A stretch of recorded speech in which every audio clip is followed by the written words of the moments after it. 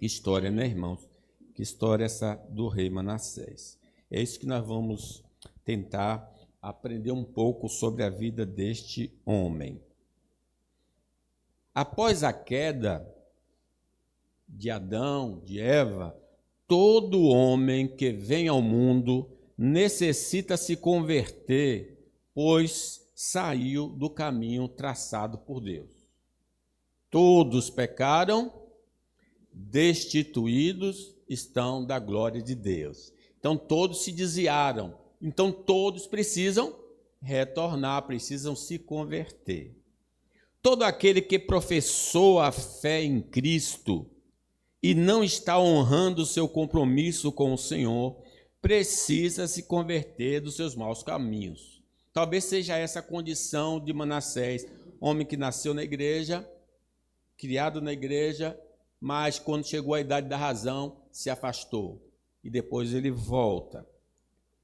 Quem adota crenças proibidas pela palavra de Deus tem a necessidade de abandonar essas doutrinas e seguir as orientações do Senhor. Então, são várias razões que podem nos levar a nos arrepender, a nos converter dos nossos maus caminhos. Quem não está andando conforme os princípios, os ensinos dos 10 mandamentos, é um candidato a mudar de vida.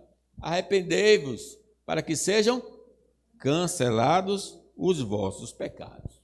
O rei Manassés de Judá, que governou Jerusalém por 55 anos, foi o maior que reinou dentre eles, inicialmente promoveu a idolatria, praticou a feitiçaria e chegou a oferecer seu próprio filho em sacrifício, levando o povo a pecar ainda mais. Por sua maldade, foi capturado pelos assírios, mas em arrependimento durante o cativeiro, orou a Deus, que o perdoou e o trouxe de volta a Jerusalém. Após seu retorno, Manassés removeu os ídolos, restaurou o templo e ordenou que o povo servisse ao Senhor. Embora o povo continuasse a oferecer sacrifícios em altares idólatras, sua história, a de Manassés, é marcada por uma transformação sincera de maldade para arrependimento e de reforma religiosa. Então é isso que nós vamos falar nesta manhã. A conversão do rei Manassés. Em primeiro lugar, a conversão do rei Manassés é necessária devido à sua vida pecaminosa. Versículo 1 e 2, que está escrito, leamos? Tinha Manassés 12 anos de idade, quando começou a reinar, e 55 anos reinou em Jerusalém. Fez o que era mal perante o Senhor, segundo as abominações dos gentios, que o Senhor expulsara de suas possessões diante dos filhos de Israel. Ele vai nascer naquele período que Deus prolongou a vida do rei, 15 anos. Então ele nasce nesse período, no período de vitória, no período de glória, do pai certamente muito avivado. Só que Manassés, como chegou à idade da razão, não seguiu a influência do pai, da igreja, e adotou um caminho totalmente pecaminoso. Ele se afastou completamente de Deus. Boa parte da vida do rei Manassés foi viver debaixo do pecado. Apesar de nascer em um lar que Deus era temido, ele optou por um estilo de vida que não agradava a Deus. Nós não somos diferentes do rei. Mesmo sabendo a vontade do Senhor, temos escolhido andar distante da vontade de Deus. Essa é a nossa, infelizmente, inclinação, a inclinação para o mal. Deus nos revela e mesmo Deus nos se revelando, nós não atentamos para a sua vontade. Diz a palavra de Deus em Eclesiastes: vede, isto tão somente achei, que Deus fez ao homem reto, mas ele buscou muitas invenções. abandonou o caminho do Senhor. As Escrituras Sagradas não registraram exaustivamente os pecados do rei, mas deixa claro que a desobediência foi generalizada. Quando, no primeiro momento, não se diz os pecados específicos que ele cometeu, mas ao revelar, nesse primeiro momento, ele está apenas dizendo, olha, Manassés quebrou todas as regras que Deus havia estabelecido. Seu comportamento podia ter sido aplaudido pelos homens, mas para Deus era desagradável. Ele fez o que era mal aos olhos do Senhor. Deus não tem prazer em nós quando estamos pecando contra Ele. Ele não ouvirá nem atenderá nossas orações enquanto estamos trilhando no caminho que o ofendemos.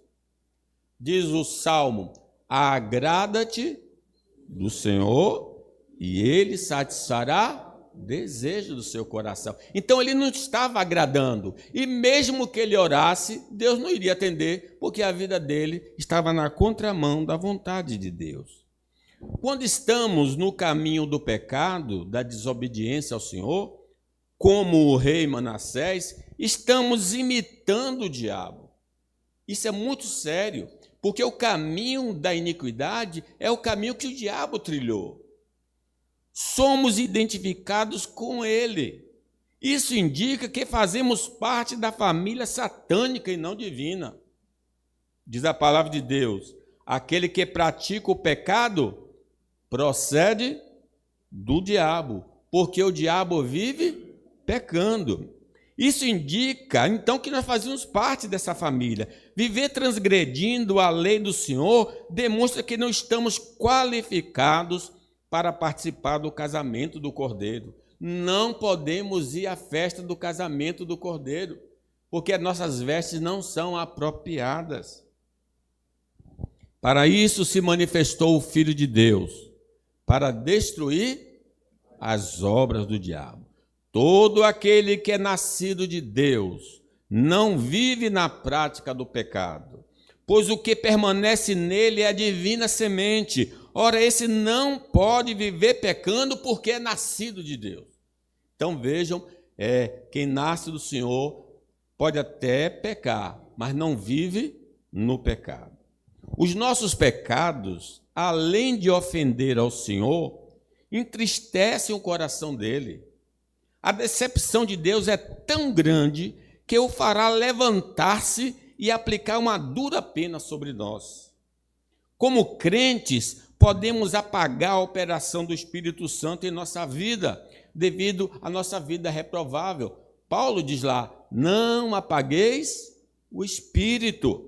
Vamos abandonar nossos pecados enquanto é tempo, para alegrarmos o coração de Deus, para termos a manifestação do fruto e dos dons do Espírito Santo em nossa vida.